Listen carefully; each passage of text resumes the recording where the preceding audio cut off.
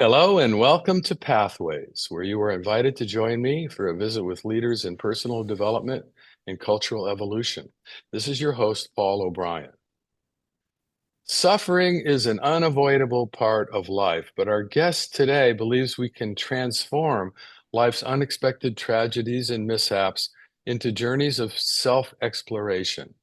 By shifting our perspectives on tragedy, we can find the magic that shines within some of our darkest moments.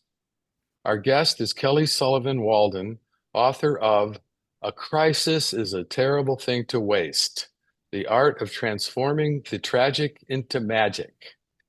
Kelly is an award-winning author of 10 books, a dream expert, a certified clinical hypnotherapist, inspirational speaker, workshop facilitator. Kelly holds a doctorate degree in interfaith studies. Her unique approach to dream work led her to consult with thousands of individuals, from Fortune 500 executives to celebrities to stay-at-home moms. She hosts the Kelly Sullivan Walden Show podcast and is the founder of DreamWork Practitioner Training, an online professional development program empowering people to incorporate dream work into their careers. Well, hello, Kelly, and welcome to the Pathways Show. It's so great to be with you, Paul. Thank you so much for having me. It's a pleasure, and it's the timing couldn't be more interesting at 2 days after a fateful election, which is when we're taping this conversation. And now we're going to talk about how a crisis is a terrible thing to waste. Maybe you Yeah, can help us settle down around what feels to a lot of us to be a great tragedy in the election yeah. of Donald Trump. I am with you, and it's funny because when I heard the news on the night of the election, I as I went to sleep, I knew it seemed the way things were going that he was going to make it, and I heard myself say, "Well, Kelly, you're the author of A Crisis is a Terrible Thing to Waste. You can handle this." I'm like, "Oh, that's true." The book is, instead of a regular table of contents, it's really just my nitty-gritty shitty list. It's all the things that, in spite of my kind of Pollyanna upbeat outlook, I've gone through a lot of stuff. And I kind of wrote that book to tell people, I have gone through a lot. I know what I'm speaking about. I'm not just being, I'm not a Pollyanna. I feel like I'm actually really grounded, and I do have a positive outlook, and how I'm using that during this time, because my heart has been broken. I was devastated, and I still am, but I have I've developed this formula based on primarily the work that I've done just on my own self, and then on working with clients, but also being kind of dubbed the nightmare whisperer. I'm somebody who has worked with more nightmares than should be humanly possible, my own, and people come to me when they have difficult dreams. And I began to notice a theme in the way that I was working with people and their nightmares that related to their dreams, but also how very similar that same work was when people were going through a difficult crisis in their Uh-huh. waking dream, Mhm. because we're dreaming all the time. And I consolidated it all into this four-part kind of a formula for getting Right. through, because I I think some of us, I think if we divide the human race into two categories, we could say that there are those of us who avoid the difficult feelings, who would rather be happy and buoyant all the time and kind of gloss over the more painful feelings. And then we have a big price to pay on the back end, because what we suppress must express. And then the other half of the human race is very comfortable wearing their pain on their sleeve, and has no problem wailing or crying or playing, being in that victim mode. And sometimes they get stuck, and we can get stuck in either role. And when we do that, we miss out on the entire human experience. So we need to feel the whole, we need to feel all of it in order to create true alchemy, which is important. And I know you're a fan of synchronicity. In order for us to live a more synchronicitous life, we have to be present. We can't have a backlog of pain that we're just sitting on or avoiding. So I created this thing called the OGLE formula, OGLE, Right. which is a very Hmm. weird word for, I mean, it kind of catches you off guard. Like, it's not that ogling isn't a good thing or ogling isn't a good thing. It's kind of a perverted thing to do. But in a way, what I thought was we have to really look at our difficulties in order to alchemize them. And the OGLE stands for what to do. So this is what I did couple days ago, day after the election, when I was in the midst of my heartache. And if anybody's listening or watching, get out a piece of paper, get out a journal, and follow along with this formula. If you're upset about anything, it doesn't have to be the election. It could be your gardener didn't show up on time, or somebody just broke up with you, or your bank account's empty, or whatever's going on, whatever's difficult. Here's what to do. O stands for offensive.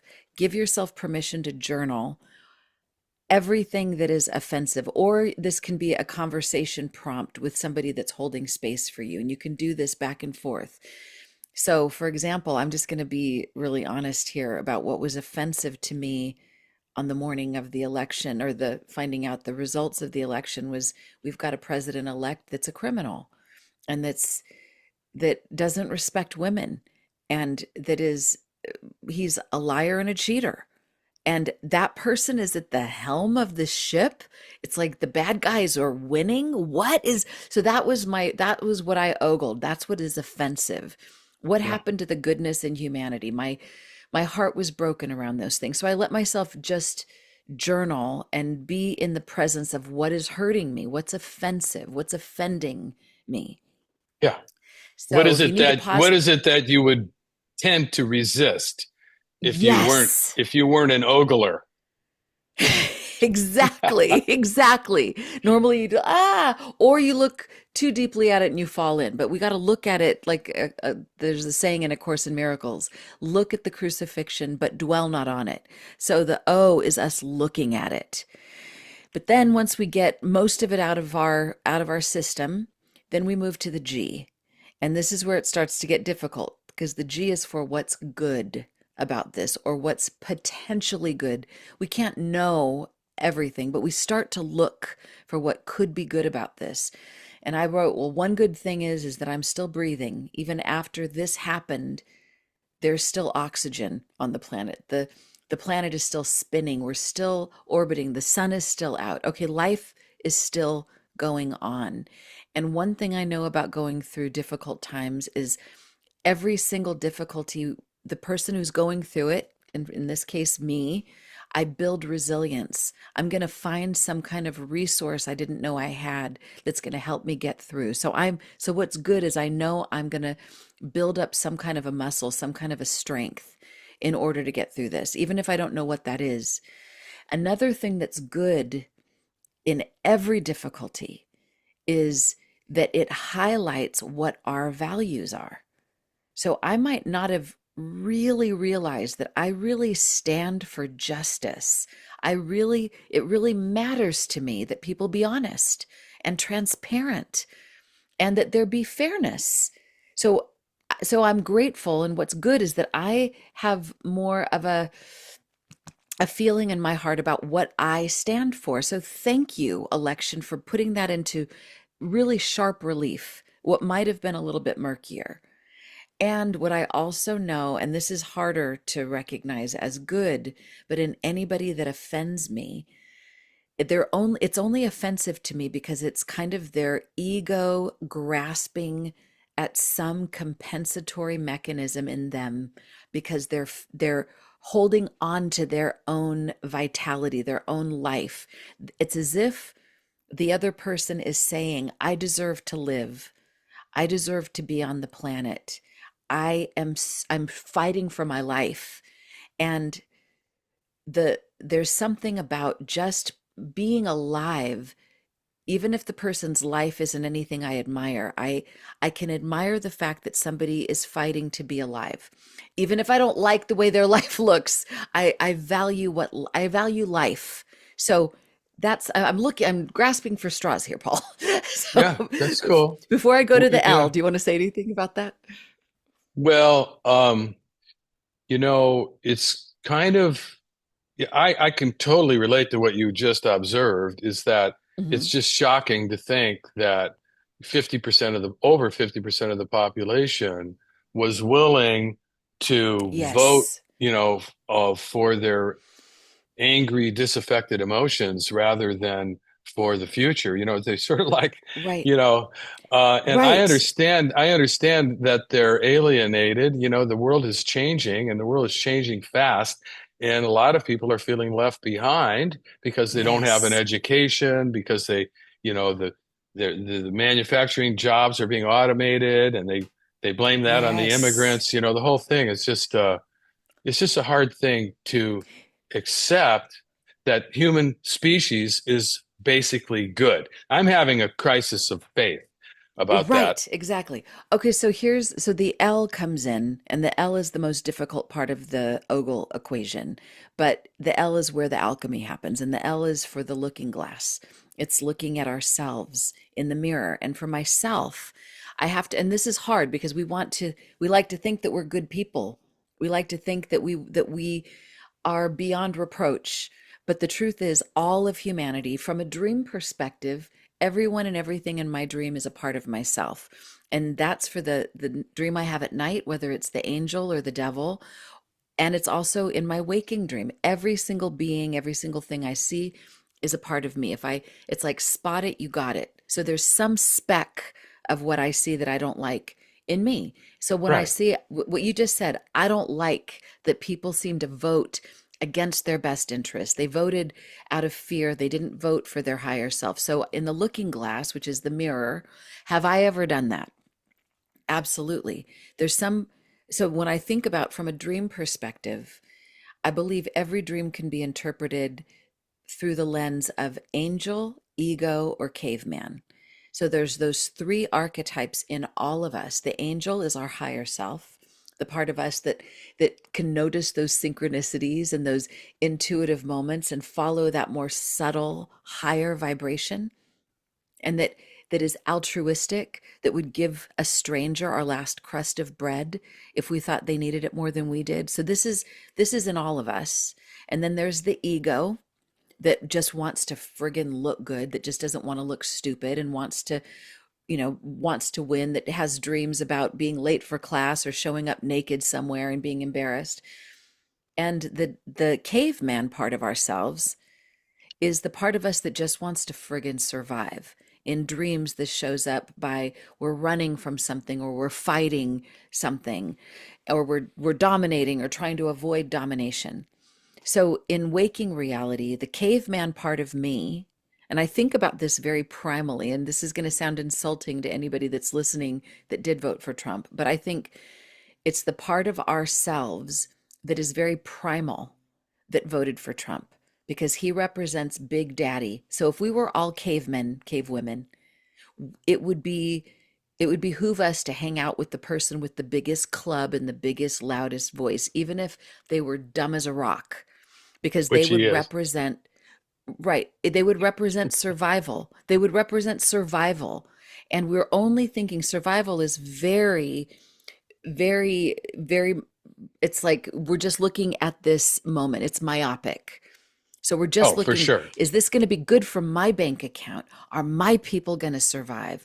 And Yeah. that's it. We're not looking at anybody else. We're not looking out there. And have I ever done that? So we're in the looking glass. I sure have. There's been moments where my life has been at stake, at least a dozen. And in those moments, I wasn't thinking altruistically. I was thinking about how am I going to survive? So I can relate, even though Yeah. I like to come back to Yeah. wanting to see the big picture. But there's a part of me in that.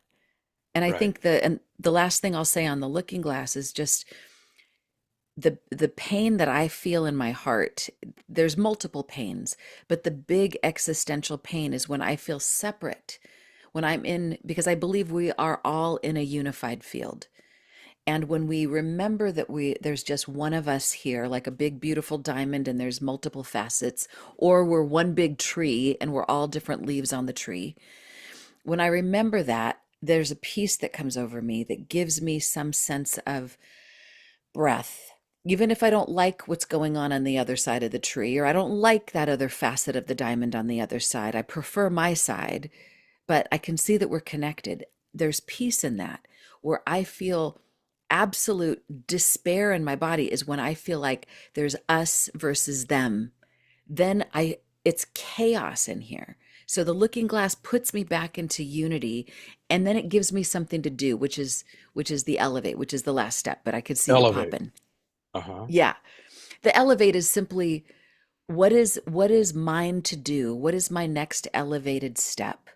So if my dream, if I'm the dreamer and I'm dreaming this reality, what and I only have power over what I can do. I can't control what everybody else is going to do. But if I behave, if I be the change I wish to see in the world, then that might have a ripple effect. So what is my elevated step? And from my perspective, I want to, even when I'm in despair, I want to think of the bigger picture. I want to have my inner cave woman, but I don't want her running the show. I have my fear, but I don't want my fear to have me. I want to choose deliberately to access more of the angelic part of my nature, even when it isn't convenient, even if it might cost me something. You know, to me, I can totally relate to this elevate concept. To me, finding the intersection between my personal happiness and my witnessing what's going on in the world. In other words, finding a balance between some modicum of joy in the face of accelerating degradation or grieving over what I think we're losing. That's the trick. I don't have that many years left. None of us do. Our lives are very short. And, Mhm. and the Earth is 4.3 billion years old. So our lives are just a flash in the pan. So how do we make the most of it going forward in the face of these crises and these tragedies? Exactly. And how do we be a healing force at the same Yeah. time as finding some joy in our own, personal life? That's a Right. that's a Yeah. trick. Yes, that is the fine line that we're walking. I mean, we want to be in this world, but not of it. Can I just share one little story that's from the book that I feel like it really is popping for me today? Sure, sure. So there's one of the stories, I think it's the third or the fourth chapter. It's called My Breast Friend. So my best friend was going in to have she had a lump in her breast and needed to have a biopsy done. And she asked me to come with her. So I was like, of course I'll come with you. Absolutely. So I'm in the operating room with her and I'm holding her feet because she asked me just to hold her feet, just moral support. So sorry, this is going to be a little gross. So take a breath, put a bubble around you. Okay, But I'm so I'm ready. holding onto her feet. The woman, the nurse, the doctor comes in with this giant needle and puts it into my friend's breast, and she hits a nerve. And my best friend, she's kind of like jolts, and I feel the pain that she felt as I'm holding her feet. And it was so intense that I literally black out and I faint. And I'm holding onto her feet, like gripping them as I'm fainting, and I'm pulling her off the table with this giant biopsy needle in her breast. And I hear, let her go. And they're like slapping my arms. The nurse and the doctor are like trying to get me to let go of her. So, and I'm like, God, who's the jerk that's holding on to her? And I realize it's me. Oh my God. I finally let go and they shoo me out of the room, and eventually my friend's fine. But the reason why this was important to me was because I was wanting to be in this with her. In like I'm in the trenches with you. I'm like you're not going to feel the pain all by yourself. I'm going to feel it with you. And I joined her in her pain so much so that I almost pulled her under. I almost made it worse. So the to me this I thought about this today because so many people I know, and including myself, are heartbroken and grieving. And I thought, I want to be a part of this. I want to be a beneficial presence here, but I also don't want to pull everybody down and make it harder. So, how Yeah. do I grieve with them without adding more darkness to the Yeah, darkness? and I And I, suspect that that's an extra challenge for you because the sense I got about you from reading the book is that you're a very dramatic person. You're a very emotional person. You know, you call a dog your soulmate. You know, it's like, oh my God, wow, this person's got totally. an excess of empathy. If that's possible. That It's was so the true. impression I got. It's so true. But I was thinking if I could do a do-over with the breast friend story, I would have been there holding her feet, but I would have had my connection to the divine, my connection to God would have been, Maybe close your eyes. yes, I would have been so strong in that space that I could have maybe felt her pain, but I wouldn't have toppled over into it.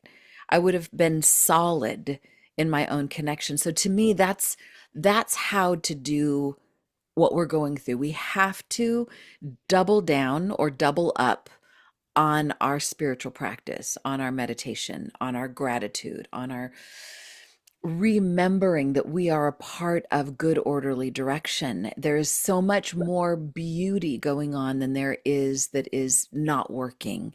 We have to remember that and get solid in that, and then hold the feet of the people that are really struggling, but not double it down and maybe cause more pain.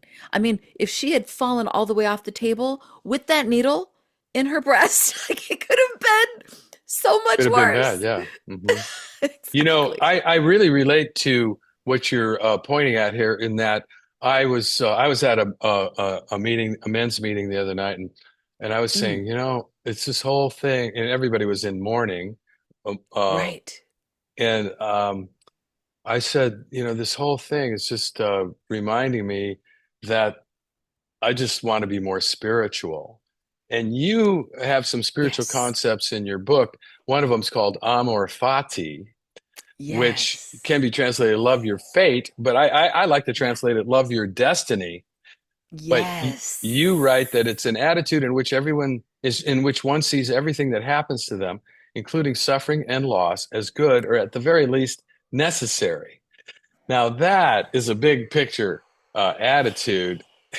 Yeah. It's kind of hard to Yeah. remember that when you're feeling like crap, but you know, Yeah. it's a No, good it's reminder. so it's true. I mean, it's kind of this is why I love being a dreamer and I love teaching people to pay attention to their dreams, that my DreamWork Practitioner Training and the Dreamifesting workshop. I mean, I love it because it in order to do it, we have to be in this world but not of it. We have to think of something bigger. And to me, dreams are whenever we pay attention to our dreams and decode them, it puts us in a larger field of reality. It just switches our brain waves. We go from kind of the beta waves to alpha and theta, which gives us access to, oh yes, I'm in a friendly universe. Even Einstein said that, in spite of, oh my God, he lived through the Holocaust. And like, I mean, there was like horrible things going on.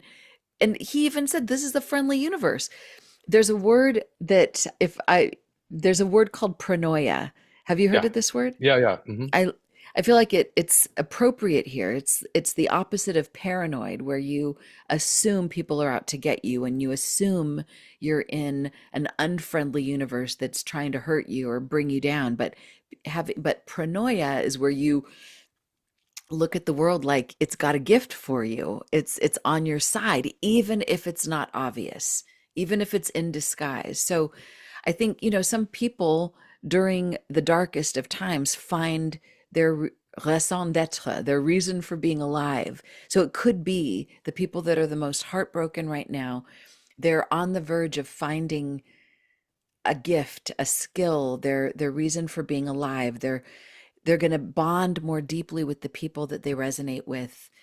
We just have to look for it. It's not, and it's not about being airy fairy. It's not about being out of touch. It's about being in touch with the opportunity, not wasting the crisis. I mean, a crisis is a terrible thing to have, but it's even worse to have the crisis and then waste it. Like if we're going to go, if you know, I always say if we go down to the bottom of the ocean floor because there's been some shipwreck, there's treasures at the bottom of that ocean. Don't come up empty-handed. So we have to Right. look for the blessings, find them and grow them. And that doesn't mean that we don't take political action. It doesn't mean that we don't, that we don't do something in the physical realm. Of course, this is the first year I ever got on the phones and I was part of the phone banks for the Harris Walz campaign. So, doing something physical, of course, but I think 99% of the work is done metaphysically. Right, right. Hey, well, we have just about run out of time, and there's so much more that we could explore. There's so much in your book, and so much of it's very interesting. Your personal Thank you. stories about when you were a stripper, an actress, a struggling actress. Oh my I God, love I that. can't believe I wrote about that. I love the openness of all of that and the vulnerability. But unfortunately, we can't talk about it anymore because we've run out of time. But I want to make sure to tell our listeners about your website so they can go there and find more information about your books. You've got 10 books about your work, about your podcast, etc. And that is www.kellysullivanwalden.com. And it's just like it sounds, it's all one word, kellysullivanwalden.com. And for those who may have tuned in to Pathways late today, this is your host, Paul O'Brien, author of Intuitive Intelligence, a book that shares the theme of Pathways, which is personal and cultural evolution. Now, don't worry, you can play and or share this interview whenever you want via the internet or via free podcast, and I'll tell you how in a minute. Today, we've been visiting with Kelly Sullivan Walden, author of A Crisis is a Terrible Thing to Waste, the Art of Transforming the Tragic into Magic. And I want to say thank you to all of our listeners for tuning into Pathways, which is broadcast and streamed on the internet at www.kboo.fm every Sunday morning at 8:30 USA Pacific Time. But even better, podcasts of today's show, which you can listen to and forward to others, are available for free at divination.com. That's DIVI nation.com, as well as via iTunes, Paulo's YouTube channel, and other free podcast servers. This is Paul O'Brien reminding you to tell your friends about Pathways Radio and podcasts. And thanks again to Kelly Sullivan Walden and to all of you listeners for tuning in and being a part of the Pathways conversation.